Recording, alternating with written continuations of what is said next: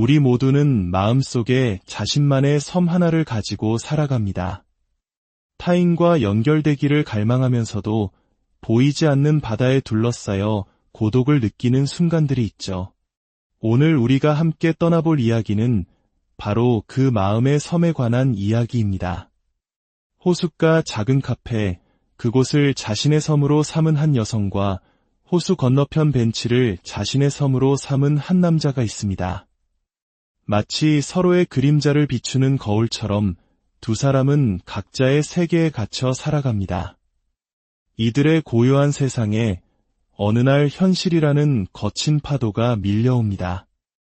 이야기에 귀 기울이기에 앞서 저희가 계속해서 이런 마음의 여정을 나눌 수 있도록 여러분의 작은 응원을 부탁드립니다. 구독과 좋아요를 통해 여러분의 마음을 보여주신다면 저희에겐 더없이 큰 힘이 될 것입니다. 여러분의 오늘 하루에 이 이야기가 잠시나마 깊은 울림과 평온을 가져다 주기를 바랍니다. 이제 작가 박문자의 소설 섬에서 섬으로, 그 쓸쓸하고도 아름다운 이야기 속으로 함께 들어가 보겠습니다. 오늘도 아영은 커피숍의 통유리를 통해 호수를 내다보고 있었습니다. 그녀의 눈앞에서 조물주는 마치 거대한 캔버스에 그림을 그리듯 시시각각 호수의 색을 바꾸는 것을 즐기는 듯했습니다. 겨울이면 먹물 번진 수묵화로, 봄이면 파스텔톤의 수채화로, 가을이면 채도 높은 유화 물감을 흩뿌려 놓았죠. 그때마다 아영은 자신의 눈이 누리는 호사에 말없이 감사했습니다. 하지만 변덕스러운 조물주는 여름이면 심술을 부렸습니다. 마치 붓을 씻은 푸르죽죽한 물을 호수 전체에 아무렇게나 휙 뿌려놓은 듯했습니다. 구정물처럼 탁해진 호수 위로 뜨거운 떼약볕이 내리쬐면 그녀는 자신도 모르게 숨이 막혀왔습니다. 지금은 짙푸른 물 위에 파란 하늘이 그대로 내려앉아 마치 그녀 자신도 호수 속에 들어와 있는 듯한 착각을 불러일으켰습니다. 근처 수초 더미에 자리 잡은 개구리들이 목청껏 울어대는 소리가 소름을 돋게 했습니다. 물뱀 한 마리가 그 개구리를 노리다 인기척의 놀란 오리떼의 날갯짓 소리에 부들 더미 속으로 재빨리 몸을 감추었습니다.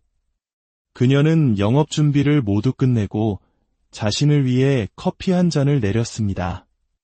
감미로운 커피 향이 그나마 답답했던 기분을 조금은 날려주는 듯했습니다. 이곳 커피숍은 통나무로 지은 작은 단층 건물이었습니다. 비록 자기 소유의 건물은 아니었지만 아영은 이 공간을 진심으로 아꼈습니다. 건물 뒤편으로는 은사시 나무 숲이 조성되어 있어 마치 북유럽의 자작나무 숲을 연상시켰고 앞에는 드넓은 호수를 시원하게 품고 있었습니다.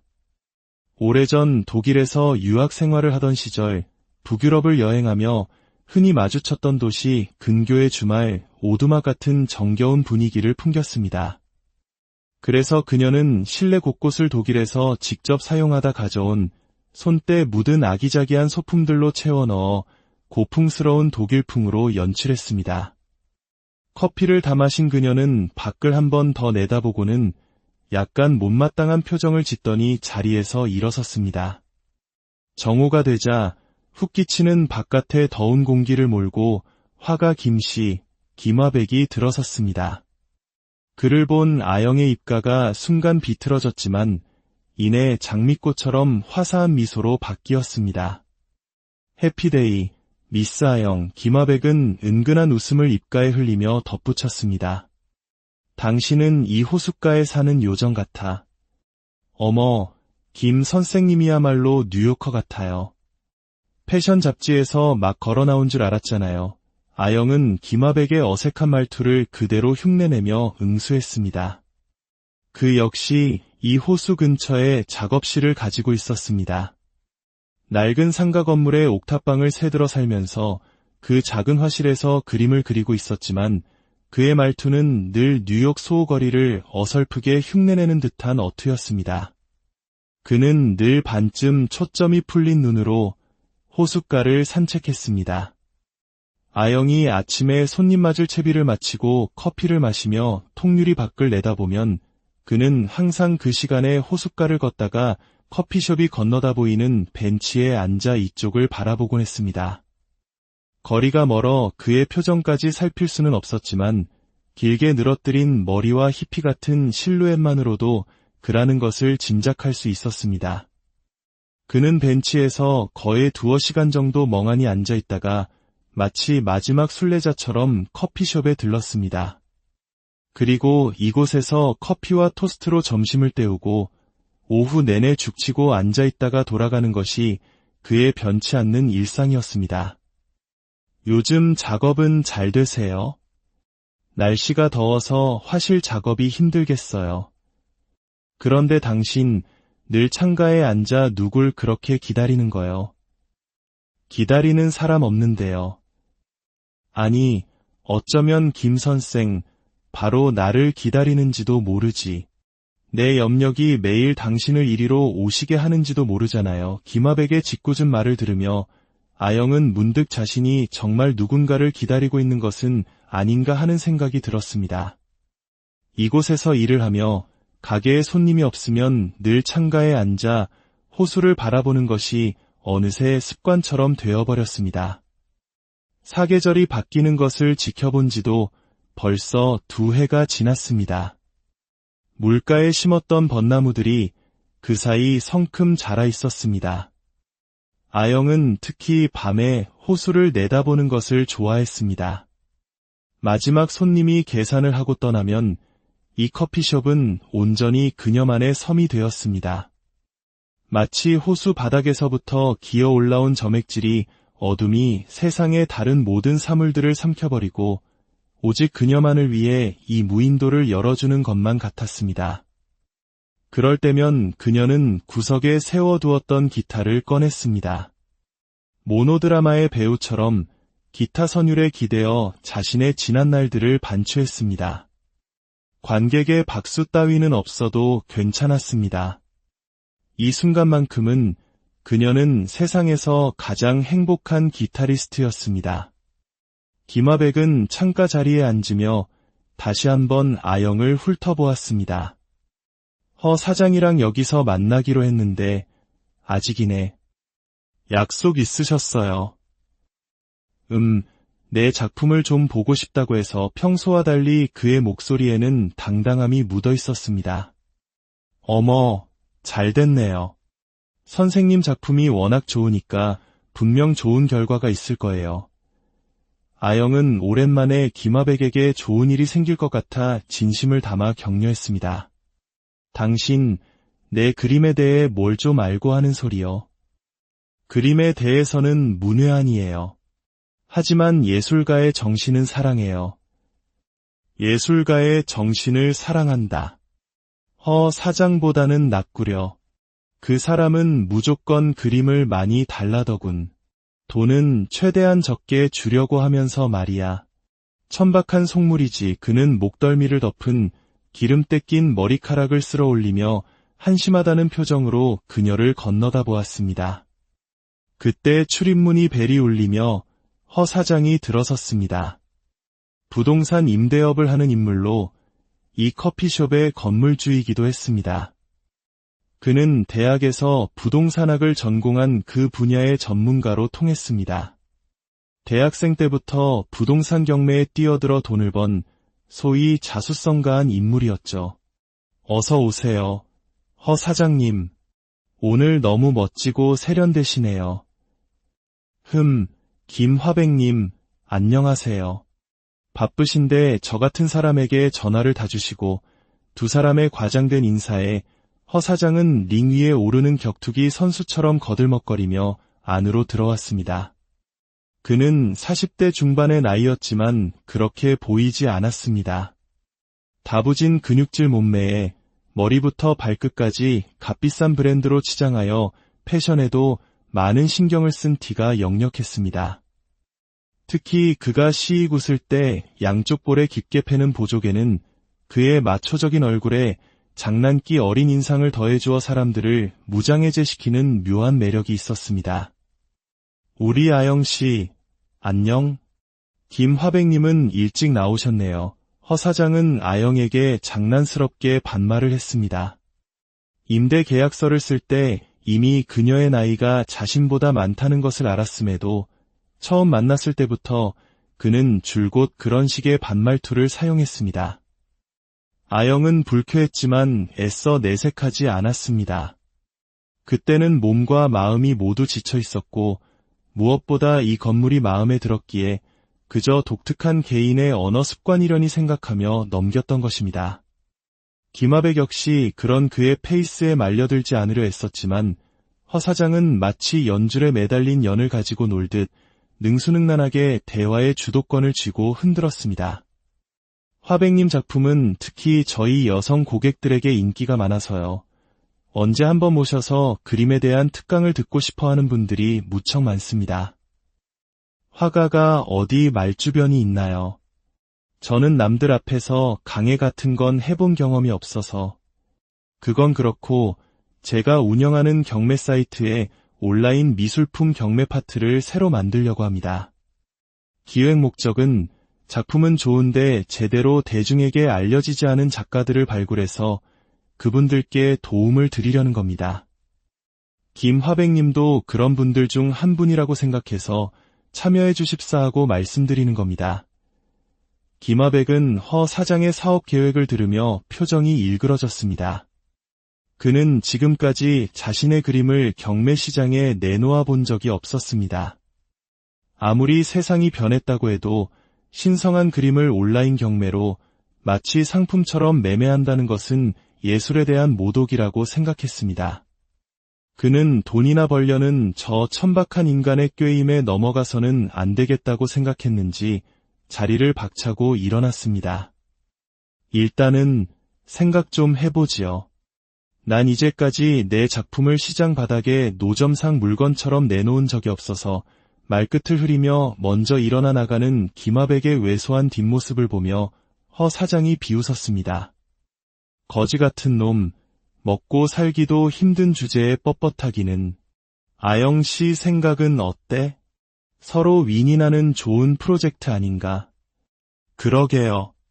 서로에게 도움이 되는 건 좋은데 돈 없이도 뭐가 되는 줄 아나 본데 나 같은 사람이 도와준다고 하면 아이고 할아버지 하면서 고마워해야 할 판에 굶어 죽어도 예술가 흉내는 내고 싶나 보지. 하기 싫으면 말고. 줄 선 사람은 많으니까. 아직도 아날로그적 사고에서 벗어나질 못해서 지금이 어떤 세상인지 알아야 하는데. 안타깝네, 안타까워. 아영은 허 사장의 말이 일견 맞는 것 같으면서도 선뜻 동의하고 싶지는 않았습니다. 그녀는 더 이상 그와 함께 앉아있고 싶지 않아 자리에서 일어났습니다. 호수를 둘러싼 산책로를 따라 힘없이 걸어가는 김하백의 모습이 시야에서 사라질 때까지 그녀는 그쪽을 바라보았습니다. 시선을 밖에 두고 있는 그녀의 옷자락을 허 사장이 잡아당겨 자기 옆자리에 다시 앉히며 새로 생긴 일식집에 초밥을 먹으러 가자고 했습니다. 그녀는 더러운 이물질을 털어내듯 그의 손을 뿌리치고 싶었지만 실제로는 그러지 못했습니다. 그렇다고 선뜻 그를 따라 나서고 싶지도 않았습니다. 외모는 좀 지저분해도 김하백과 토스트로 점심을 때우는 것이 마음은 훨씬 편했습니다. 그녀는 한 번 더 김하백이 걸어간 길을 힐끗 바라보고는 눈을 내리깔더니 허 사장에게 밥 먹으러 가자고 했습니다. 식사를 하는 내내 허 사장은 자신이 기획한 미술 경매 사업에 대해 떠들었습니다. 김하백의 그림이 최고는 아니지만 자기 같은 마이더스의 손을 만나면 인생 역전도 가능하다는 허풍을 늘어놓았습니다. 나중에는 이 상가 건물도 경매로 낙찰받은 자기 소유라는 자랑까지 잊지 않았습니다. 돌아오는 차 안에서 그는 아영에게 슬쩍 떠보듯 김하백을 설득해보라고 한 번 더 말했습니다. 타는 듯한 날씨가 아스팔트를 달아오르게 하고 호수의 물을 부글부글 끓게 만들었습니다. 다음 날 아영은 창가에 앉아 커피를 마시며 호숫가 벤치를 살펴보았습니다. 김화백이 어김없이 그 자리를 지키고 있었습니다. 그리고 정확히 2시간 뒤 그는 커피숍에 나타났습니다. 아영은 그와 인사를 나누며 어쩐지 미안한 마음으로 그의 표정을 살폈지만 어제의 모습에서 조금도 달라진 것이 없었습니다. 어쩌면 저렇게 변화가 없을까? 그녀는 생각했습니다. 어지러울 정도로 빠르게 변하는 세상 속에서 현실의 요구를 저렇게까지 거부하며 살기도 어려울 텐데. 그녀는 그를 보면서 왠지 모를 짜증이 솟구쳤습니다. 오늘따라 그의 긴 머리부터 당장 잘라버리고 싶은 충동이 강하게 일었습니다. 그가 돌아간 후 그녀는 더 이상 참지 못하고 미용실을 찾아갔습니다. 이제까지 고수해왔던 긴 머리카락을 단발로 싹둑 잘라버렸습니다. 밤이 되자 통유리 위로 어둠이 짙게 몰려왔습니다. 아영은 호수를 향해 섰습니다. 유리창에 비친 낯선 여자가 그녀를 마주 보고 있었습니다.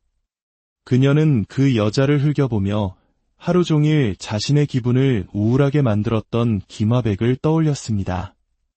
자기 자신이나 그 남자나 결국 모두 각자의 섬 속에 갇혀 있다는 생각이 들었습니다.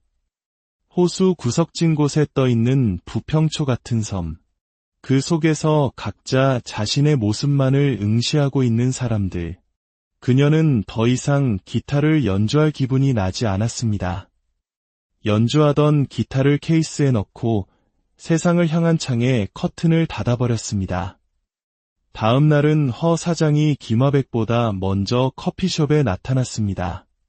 그는 창가에 앉아 호수를 바라보는 아영의 옆에 앉으며 그녀의 시선을 따라갔습니다.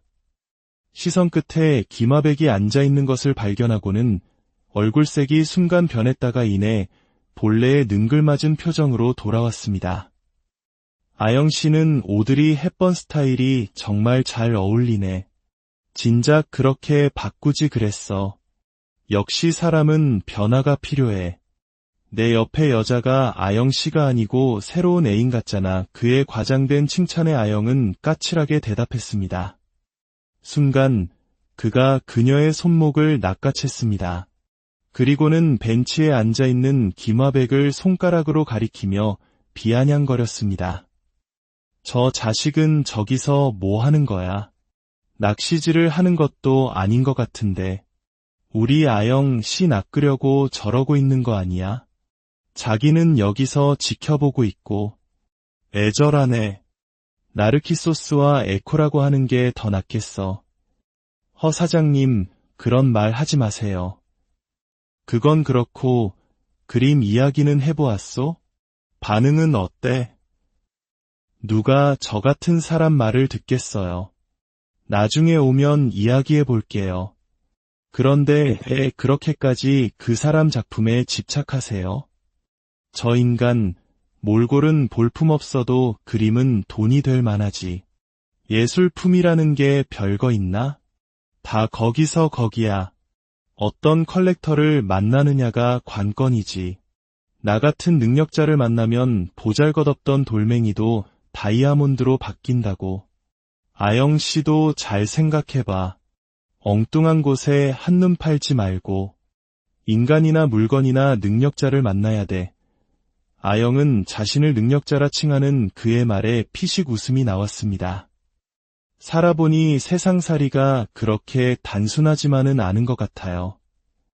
허 사장님이 아직 젊어서 그런지 세상의 다양성을 너무 무시하는 것 같네요. 길가에 자라난 풀 한 포기도 자기 생각이 있을 텐데 하물며 예술의 세계를 마음대로 주무를 수 있다고 생각하는 건 너무 독선적인 발상 아닐까요? 김화백님의 작품을 마루타로 이용하도록 돕고 싶지는 않아요. 저도 생각 좀 해봐야겠어요. 순간 허 사장의 인상이 싹 바뀌었습니다. 그는 아직 많이 남은 커피를 벌컥벌컥 들이켜고는 다른 볼 일이 있다며 퉁명스럽게 말하고 밖으로 나가버렸습니다. 그때 마침 김화백이 들어오면서 나가는 허 사장과 마주쳤습니다. 허 사장은 그를 쳐다보지도 않고 총총걸음으로 자신의 차에 올랐습니다. 김화백은 실내로 들어서자마자 아영의 새로운 헤어스타일에 대해 칭찬을 건넸지만 그녀의 귀에는 들어오지 않았습니다. 허 사장이 정색을 하고 나가는 것을 본 후 그녀는 몹시 당황했습니다. 이 상황이 나중에 어떤 결과로 돌아올지 예측할 수 없었기 때문입니다. 당신, 무엇 때문에 얼굴이 가라앉아 있어? 허 사장 그 인간, 탐욕으로 가득 찬 영혼이야. 경계하는 게 좋겠소. 김 선생님은 뭘 안다고 그렇게 함부로 말씀하세요. 남의 속도 모르면서 아영은 엉뚱하게 김화백에게 볼멘 소리를 했습니다. 그런데 이상하게도 그를 보는 순간 팽팽하게 당겨졌던 신경줄이 스르르 이완되는 것을 느꼈습니다. 그녀는 혼란스럽던 마음을 가다듬고 멋쩍게 웃으며 그를 쳐다보았습니다. 당신은 그렇게 웃는 것이 아름답소. 그렇다고 너무 순진하게 웃지는 마시오. 그 웃음이 유혹하는 자를 유혹하는 웃음이란 걸 모르시오? 너무 경계 없이 내 속으로 막 치고 들어오면 나는 도망칠 수밖에 없어. 난 정직하거든. 말을 마친 그는 그림을 그리러 가야겠다며 자리에서 일어섰습니다. 선생님, 죄송해요. 제가 좀 과민했나 봐요. 아영이 다급하게 그를 붙잡았습니다.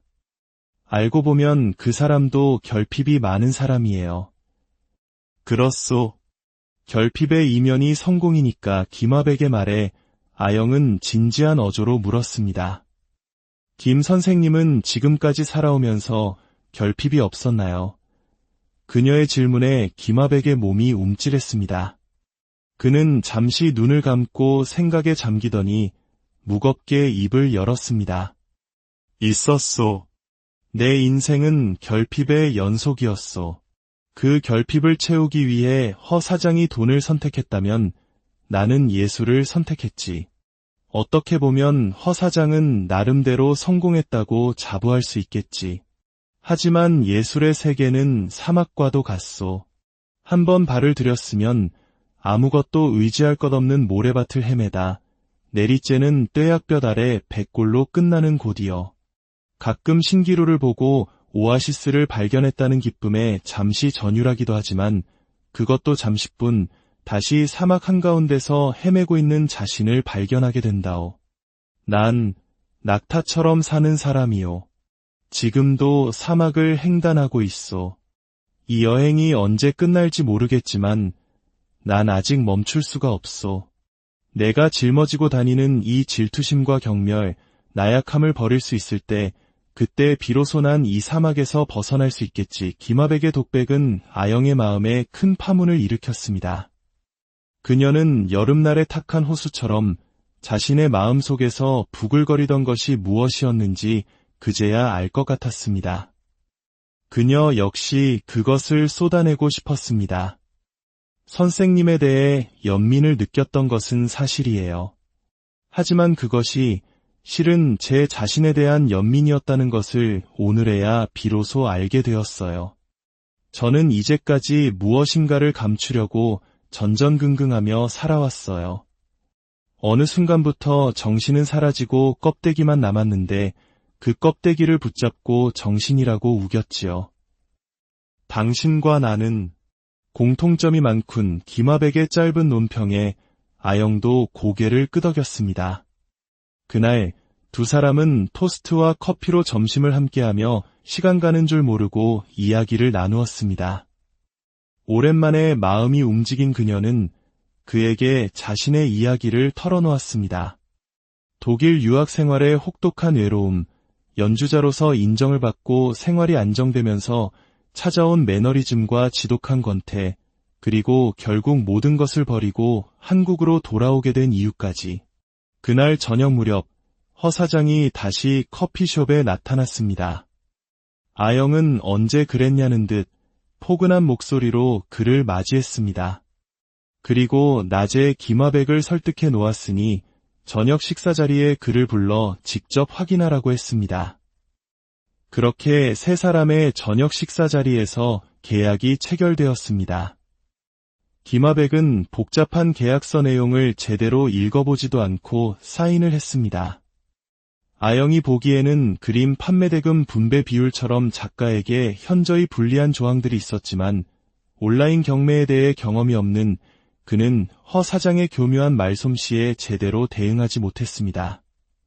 결국 모든 계약 내용은 누가 봐도 불공정하게 허 사장에게 유리하게 작성되었습니다. 아영은 계약 기간 동안 자신의 커피숍에서 오프라인 전시회를 동시에 열자고 제안했고 두 남자는 흔쾌히 동의했습니다. 그녀는 전시회 제목을 섬에서 섬으로라고 정하고 김하백의 초대전 형식으로 계획을 세웠습니다. 전시회 준비를 하는 동안 그녀는 다시 기타를 꺼냈습니다. 전시 오프닝 행사 때 직접 연주를 할 생각이었습니다. 영업이 끝나고 밤늦게까지 이어진 연습에 손가락에는 물집이 생겼다가 터지기를 반복했습니다. 오프닝 행사날 커피숍은 허 사장을 따라온 중년 여성들로 북적였습니다. 모든 순서가 끝나고 마지막으로 아영이 무대에 섰습니다. 독일을 떠나온 후 이렇게 많은 사람들 앞에 서는 것은 처음이었습니다. 그녀는 타레가의 아람브라 궁전의 추억을 연주했습니다. 김하백의 탐미적인 화풍 위로 우수짙은 기타 선율이 아름답게 스며들었습니다. 때마침 떠오른 보름달이 호수 위에 은빛 양탄자를 깔았습니다. 전시회는 예상보다 반응이 뜨거웠습니다. 커피숍에서 직접 그림을 구매하는 사람들이 늘어나기 시작했습니다. 그런데 예상치 못한 문제가 발생했습니다. 허 사장의 온라인 경매 사이트에 올라간 그림이 이미 오프라인 커피숍에서 팔려나간 경우가 생긴 것입니다. 분노한 허 사장은 당장 커피숍 전시를 중단하라고 지시했지만 김하백은 오히려 경매 사이트에서 그림을 내리라고 맞섰습니다. 두 사람의 다툼은 걷잡을 수 없이 커졌습니다. 허 사장은 계약 위반을 근거로 김하백에게 손해배상을 청구했고 급기야 커피숍에 전시된 작품들에 대해 가압류를 신청했습니다. 이에 화가 난 김하백은 어느 날 밤 트럭을 몰고 전시했던 작품들을 모두 철거해버렸습니다. 그는 그렇게 보물처럼 다루던 그림들을 포장도 하지 않은 채 트럭 짐칸에 아무렇게나 던져 넣었습니다. 선생님, 그림이 파손될 수도 있는데 왜 포장도 안 하세요? 걱정되어 다가간 아영에게 그가 말했습니다. 괜찮소. 이놈들 전부 태워버릴 거요. 네. 자식 같은 작품들인데 왜요? 난 이번 사건을 겪으면서 나란 놈을 다시 들여다보게 되었소. 내 안의 위선을 말이오. 이놈들은 모두 나의 분신과 같지만 그것을 낳은 사람의 정신이 썩어버리면 작품도 한낱 쓰레기에 불과하오. 내가 평생 이놈들을 우려먹었으니 이제는 보낼 때가 되었소. 아영은 더 이상 아무 말도 할 수 없었습니다. 어쩌면 이것이 그가 자신의 마지막 자존심을 지키는 방법일지도 모르겠다고 생각했습니다. 여름이 절정으로 치닫고 있었습니다. 계약 위반으로 구속되었던 김하백은 벌금형을 받고 풀려났습니다. 더 왜소해진 몸으로 돌아온 그는 여전히 호숫가 벤치에 앉아 있었습니다. 하지만 더 이상 커피숍에는 오지 않았습니다. 아침부터 해가 기울 때까지 그는 벤치를 떠나지 않았습니다. 아영은 매일 통유리를 통해 그의 동태를 살폈습니다. 뜨거운 햇살 아래 우두커니 앉아있는 그가 언젠가 저 벤치에서 그냥 사라져 버릴지도 모른다는 불길한 생각이 들었습니다. 그림 사건 이후 한동안 오지 않던 허 사장이 어느 날 아주머니 몇 명을 이끌고 나타났습니다. 그는 아무 일도 없었다는 듯 태연하게 아영에게 인사를 건넸고 그녀 역시 화사한 웃음으로 그를 맞았습니다. 그때 한 여자가 허 사장에게 물었습니다. 사장님, 이 커피숍 임대 기간이 언제까지예요? 호수가 너무 마음에 드는데 다음에 제가 하고 싶어요. 얼마 안 남았어. 장여사가 한다면 다음엔 꼭 그쪽에게 임대하지. 뭐. 허 사장의 거침없는 대답이 화살처럼 날아와 아영의 가슴에 박혔습니다. 여름이 막바지에 접어들자 소나기가 잦아졌습니다.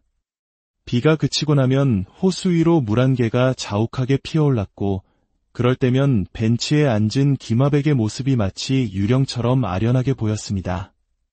그러던 어느 날 택배기사가 그림 하나를 배달하고 갔습니다. 김화백이 보낸 것이었습니다. 그림에는 노란 수선화가 그려져 있었습니다. 그런데 수선화 꽃잎들이 떨어져 어두운 호수 바닥으로 가라앉고 있었습니다.